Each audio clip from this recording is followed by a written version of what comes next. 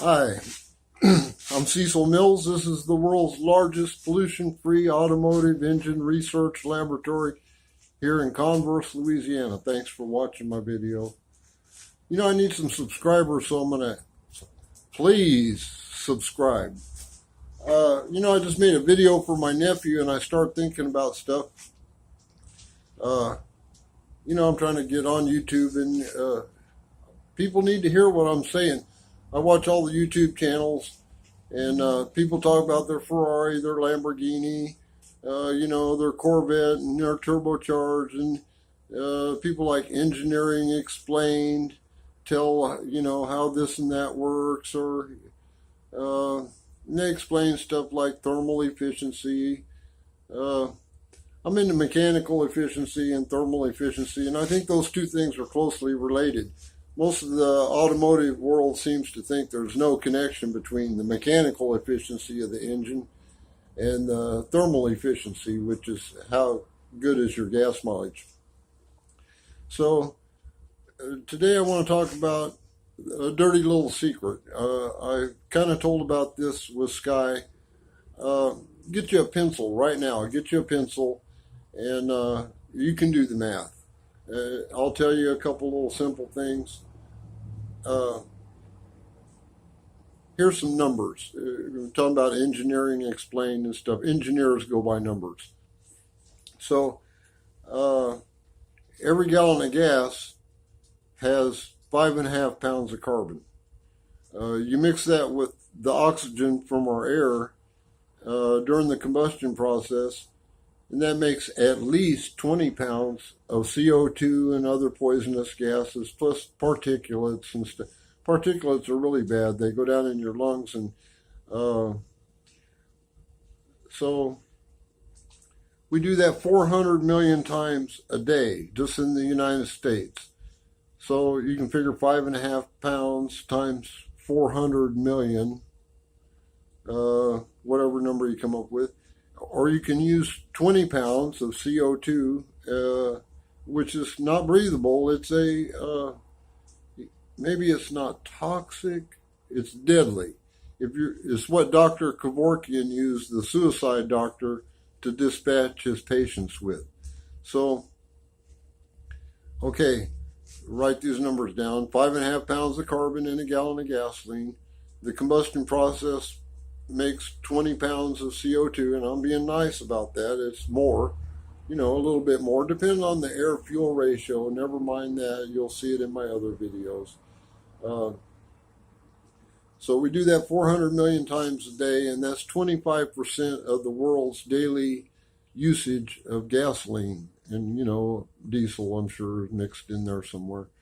So you can see we're putting billions of tons and trillions of pounds of toxic junk in the air every day. That's 365 days a year. I don't know how much the total weight of the air on the earth is, but my nephew asked me the other day, he said, "You think we'll run out of gasoline in my lifetime?" And I go, what I wonder is, will we run out of air or will we run out of gasoline? Because if we run out of air, it's not just the cars won't run, it's that we'll all be dead. And we're converting our air from nitrogen and oxygen to nitrogen and CO2. Neither one of those is going to, and people go, "Oh, well, there's trees." Yeah, for millions of years there was these trees. Now, in the last 150 years, we started adding cars to that mix where the trees are completely overwhelmed. The trees might be doing real great, but they cannot keep up with the rate and you can tell we recently went over 400 parts per million of CO2 in the air. Well, I said that hadn't happened for 60 million years. So, I think I saw that on a Senate hearing or something. So I believe that number, and I can just tell you that I see so many people having trouble breathing. Childhood asthma is going up like a rocket ship. people that live by the freeway are having all these respiratory problems, and this is kind of a dirty little secret. Oil companies don't want to tell you this.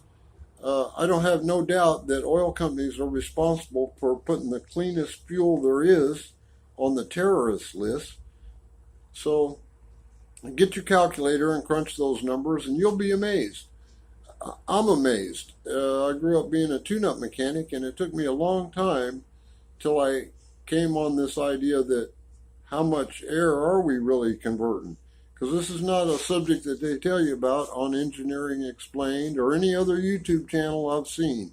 You know, it's all bragging about, I got a Lamborghini, or we put a turbo on my Corvette.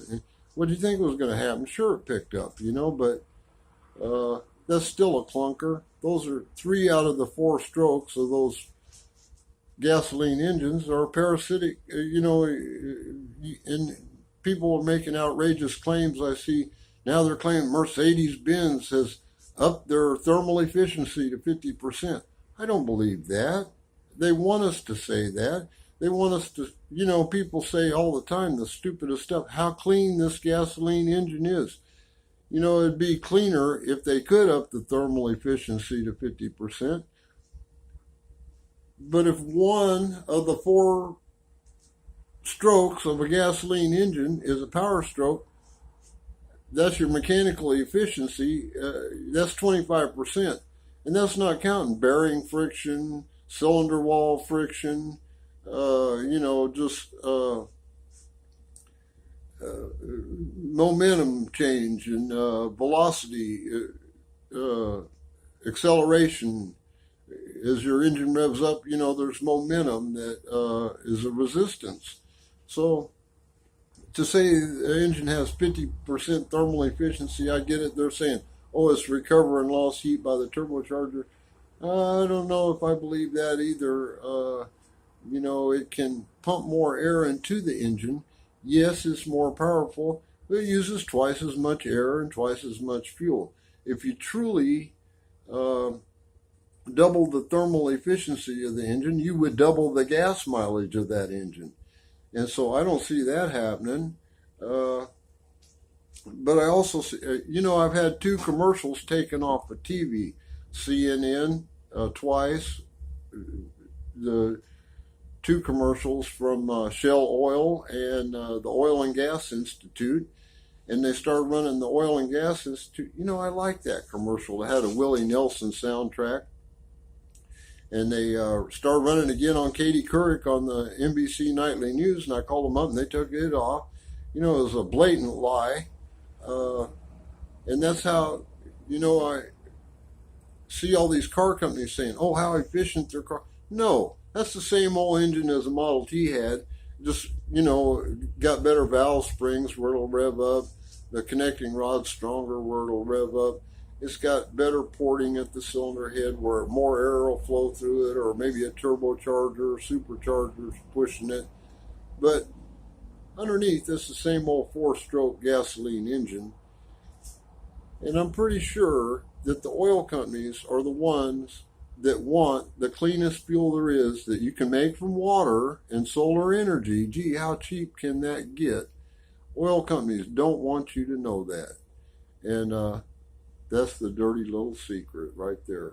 So when we get smart enough, and the more I can tell people about this, the better educated we will be. I talked to somebody at Honda the other day, and I told him, there's no college, there's no university that's teaching you about hydrogen peroxide. The book, Hydrogen Peroxide, in 1955, didn't mention hydrogen peroxide as a fuel.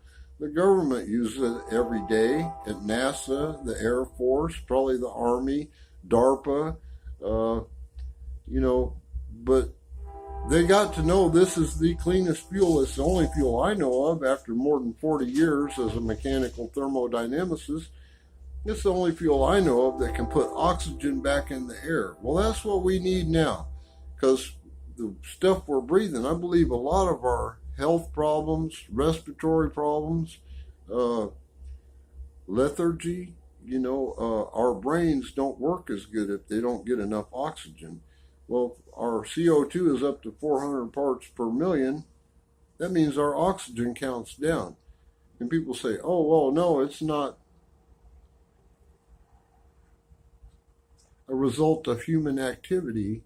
I say that's a bad lie, and we need to educate ourselves. If the government won't educate us, I mean, they control the educational system from kindergarten to college to PhDs, and they control what, I wrote a Society of Automotive Engineers paper. You think they'd want to know what is the cleanest fuel? That was more than 20 years ago, and they haven't done another one. When I wrote that one, I checked. They had never wrote a paper on the cleanest fuel. You'd think people would be, as dominated by the petroleum industry. And we need to know this, people. So thanks for watching. I hope you'll subscribe. Keep watching for more of these. I'm going to tell on the government. I have my First Amendment right, and they're killing us. This is killing us. Since I wrote that SAE paper, more than 1 million Americans have been prematurely expired by toxic gases and particulate matter. Particulates are really bad. They go down in your lungs and they get stuck. And then pretty soon you're clogged up. So I'm trying to save your life here. So I hope you'll keep watching. Thank you.